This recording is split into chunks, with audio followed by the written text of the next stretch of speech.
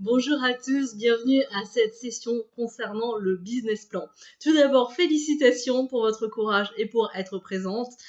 Tout ce qui est sujet des finances, ça fait souvent plutôt peur et tout le monde s'en va en courant quand il s'agit du business plan.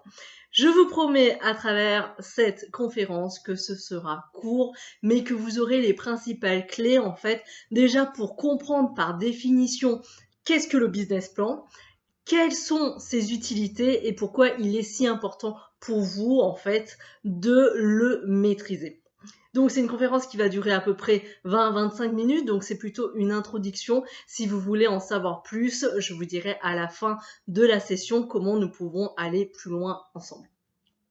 Donc, le business plan, qu'est-ce que c'est? D'abord, il faut prendre en compte le fait que on désigne un peu tout et n'importe quoi derrière le business plan. De manière purement traduction, en termes de traduction, le business plan, en fait, c'est la planification de votre business. Donc, mais ce que l'on entend la majorité du temps, c'est la partie financière. En fait, c'est un peu les deux à la fois. C'est-à-dire que à partir de votre vision, on va vous demander en fait de décliner opérationnellement, organisationnellement et donc au bout du bout, financièrement en fait, votre vision d'entreprise. Et pour ce faire, en fait, il faut qu'il y ait toutes ces étapes. C'est-à-dire que une des raisons pour laquelle, en fait, le business plan paraît si compliqué aux porteurs de projets, c'est qu'ils pensent qu'il faut passer directement de la case vision à la case business plan financier Excel. Et là, effectivement, c'est très compliqué parce que vous ne pouvez pas décliner comme ça, en fait, quelque chose de financier si vous n'y avez pas réfléchi du point de vue opérationnel et comment vous allez décliner en fait votre projet. Donc, la première chose à prendre en compte, c'est que le business plan, en fait, n'est que la finalité de toute votre vision d'entrepreneur et que si vous n'avez pas pensé aux étapes précédentes, en fait, cela va se voir à travers le business plan, que ce soit au niveau des résultats, mais également des questions que vont vous poser, en fait, vos interlocuteurs et principalement et en premier lieu, le banquier. Donc, en fait, le business plan, quelle est sa finalité en fait? Qu'est-ce qu'on veut voir à travers le business plan? Vous, en tant qu'entrepreneur, ce que vous voulez voir, et vous le voulez, même si vous ne vous en rendez pas compte, en fait, le business plan, c'est un plan à moyen terme sur 3 années.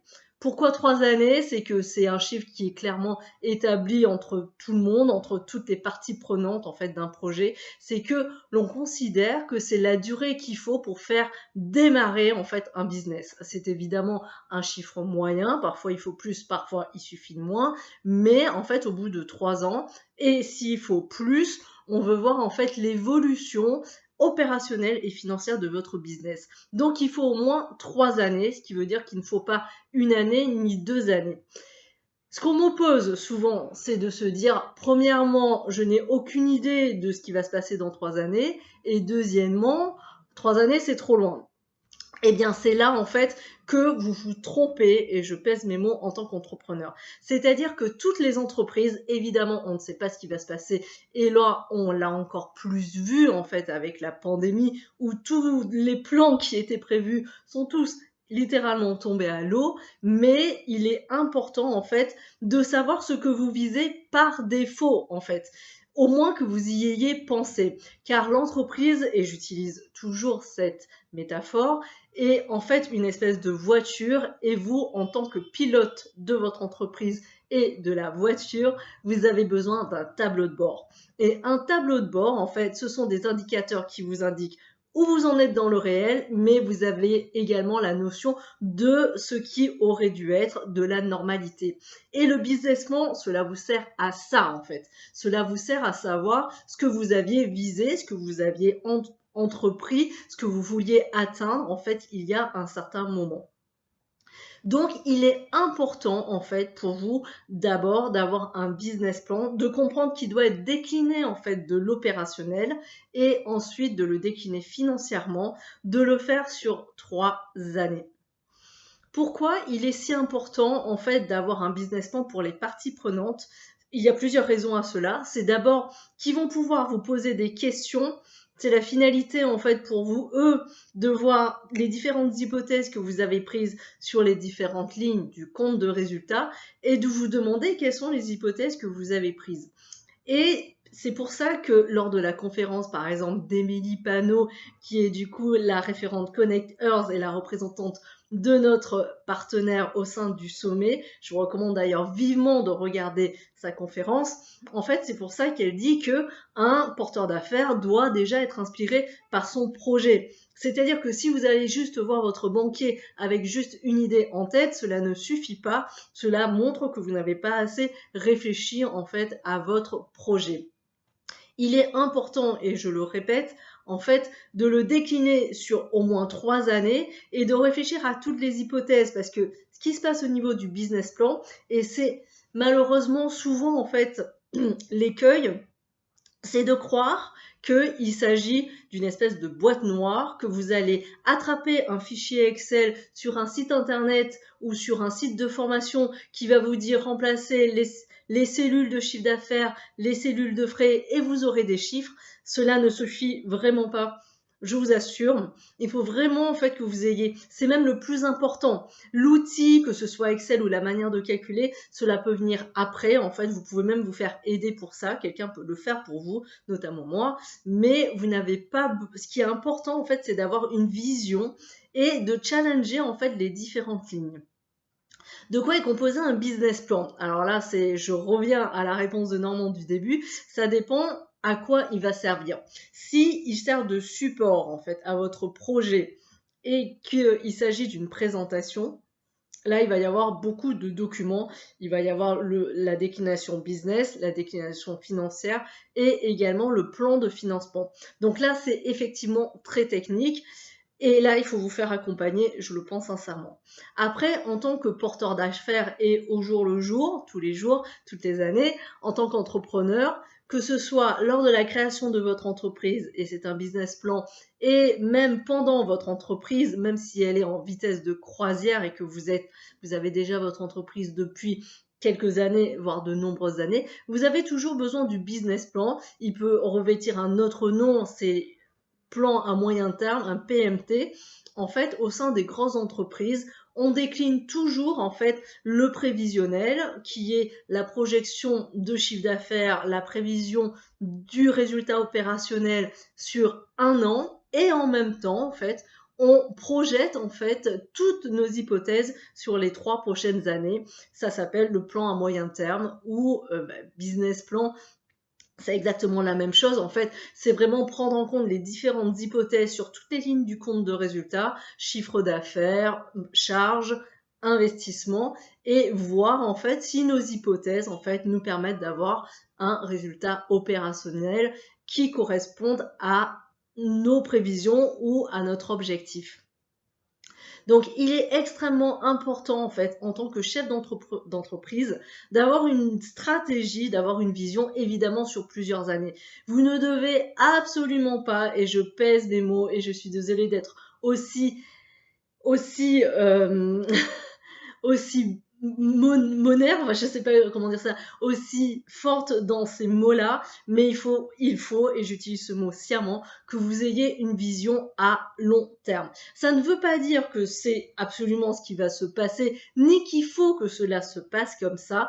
Vous pouvez évidemment réajuster votre prévisionnel au fur et à mesure. Au sein des grandes entreprises, on réajuste le budget tous les mois, selon ce qui s'est passé en fait dans l'année. Donc vous pouvez voir que c'est un document qui est plutôt agile. Donc si vous êtes une très petite entreprise, vous n'avez peut-être pas besoin de le faire. Sachez que moi, par exemple, lorsque j'étais directrice du contrôle de gestion dans le groupe DLC et que nous étions au début de la pandémie du coronavirus, je faisais des simulations tous les jours et plusieurs simulations avec différentes hypothèses. C'est-à-dire que pour vous donner un exemple, nous disions par exemple pour la France, on pense que le chiffre d'affaires va baisser de 40%. Première simulation. Deuxième simulation, le chiffre d'affaires va baisser de 40% pour la France, de 20% pour l'Asie. Troisième simulation, finalement, ça sera les États-Unis qui vont changer et ça va être ce chiffre-là. Donc, nous avions différentes simulations pour différents impacts à différentes échéances. Cela nous permettait de voir en fait quelle était vraiment la baseline, la base en fait des frais que l'on pouvait couvrir ou pas et combien de temps on pouvait tenir en fait dans cette situation-là. Donc, ce qui fait partie du stress de l'entrepreneur en fait, c'est de ne pas savoir où vous allez. Et le fait de ne pas avoir de vision à long terme en fait fait que du coup vous êtes stressé. Donc avoir une vision à long terme, la décliner par plan stratégique, opérationnel et évidemment financier est vraiment la base de toute entreprise. Il est très important en fait que vous preniez en compte le fait que la gestion d'entreprise fait partie des capacités que tout entrepreneur doit avoir. Sinon, vous jouez à Colin Maillard et vous espérez chaque année en fait que votre résultat va être opérationnel et vous espérez tous les jours que vos disponibilités en banque seront plus ou moins élevées.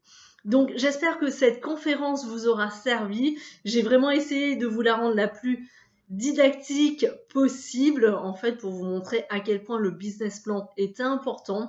C'est souvent quelque chose qui est négligé de la part des entrepreneurs lorsqu'ils ne sont pas, entre guillemets, mandatory, c'est-à-dire obligatoires, lorsque l'entrepreneur n'est pas obligé d'aller emprunter et du coup que le document est exigé par les parties prenantes, notamment les banquiers. Sachez qu'il est vraiment, je le répète mais je le redis, je voudrais vraiment que ce soit la seule chose que vous ayez en tête, c'est que le business plan, votre vision financière à 3 ans est extrêmement importante. En fait, pourquoi les entreprises font faillite, et je vous en parle dans mon autre conférence, c'est que il n'y a pas de vision financière à 3 ans. C'est que lors de la création d'entreprise ou lors du lancement d'un nouveau produit ou service, l'entrepreneur valorise mal, en fait, le besoin au fond du roulement initial en fait de lancement du produit et fait que du coup même si l'idée est bonne et aurait pu être rentable, il n'y a pas assez de cash pour arriver jusqu'à ce point. Je prends souvent la comparaison du départ dans le désert pour atteindre l'oasis qui est le point de rentabilité. Si vous n'avez pas assez d'eau, si vous n'avez pas assez de cash pour juste atteindre le point, l'oasis, eh bien, vous ferez faillite alors que l'idée était peut-être bonne, probablement bonne, et que vous travaillez énormément. Donc ça, c'est le second écueil, c'est que vous ne valorisez pas assez bien, en fait, votre besoin en fonds de roulement initial de l'entreprise ou lors de la création d'un service ou d'un produit. Et le troisième écueil, en fait, c'est vraiment que la rentabilité d'un produit n'est pas suivie. J'ai vu trop d'entrepreneurs, en fait, qui vendaient des choses à perte sans le savoir. Dit comme ça, cela paraît absolument fou, mais je vous invite vraiment à réfléchir de votre côté. Est-ce que vous savez, et même si vous le savez peut-être que vous le calculez mal, est-ce que vous connaissez la rentabilité de chacun de vos produits ? Parce qu'il peut arriver de vendre des produits à perte et vraiment, moi je l'ai vu même au sein des plus grosses entreprises, en fait, parfois, il y avait des produits qui étaient vendus à perte sans même qu'on s'en aperçoive. Et pourquoi c'est le cas? C'est parce qu'il est extrêmement compliqué, en fait, de récupérer la donnée, en fait, de savoir, en fait, quelle est la rentabilité d'un produit. C'est-à-dire qu'au sein d'une TPE, vous avez, dans le meilleur des cas, si vous êtes une entreprise au sens avec un statut, avec une SASU alors c'est-à-dire que vous n'êtes pas auto-entrepreneur, vous avez des états financiers annuels. Mais cela ne vous suffira pas en fait parce que la granularité est trop grosse en fait pour connaître la rentabilité d'un produit. Et là en fait, ou d'un service. Et là, la difficulté, parce qu'évidemment, tout le monde sait qu'un produit doit être rentable, mais pourquoi les entreprises font faillite? C'est qu'elles n'ont pas mis en place les bons indicateurs ou la bonne manière de suivre en fait la rentabilité des produits. Et c'est vrai que c'est une donnée qui est complexe à récupérer et cela demande en fait une espèce de compétence. Au sein des grandes entreprises, ce sont les contrôleurs de gestion qui le font. Et pour les TPE, en fait, souvent, vous ne savez même pas que ce travail, que cette profession existe. Donc, du coup, vous faites comme vous pouvez avec l'expert comptable qui, lui, est plutôt dirigé vers l'établissement des comptes. Et c'est plutôt normal parce que c'est son travail, le fait d'analyser la rentabilité des produits, ça, c'est vraiment spécifique aux contrôleurs de gestion. Et du coup, les entrepreneurs ne savent pas qu'ils peuvent faire ça. Ils ne savent pas qu'ils peuvent se faire aider dans le pilotage de leur activité et malheureusement, du coup, font partie des gens qui font faillite. Donc, je vous invite vraiment à réfléchir en fait à votre business plan. Quelle est votre vision sur les 3 prochaines années? Comment vous le déclinez opérationnellement et financièrement, et de réfléchir à la rentabilité de vos produits. Je vous invite de toute façon à la suite à travers ma conférence rentabilité des produits. N'hésitez pas, si vous pensez avoir besoin de plus d'aide, je peux vous aider au sein du Cénacle. Vous retrouverez le lien en bas de la barre d'infos. J'espère que cette conférence vous a été utile. N'hésitez pas à partager en fait au sein, si vous voyez cette vidéo sur YouTube ou au sein de l'espace premium, n'hésitez pas à me dire ce que vous en pensez, je serai ravie d'interagir avec vous. Je vous donne rendez-vous au sein du groupe Facebook pour parler de tout ça et je vous dis à très vite.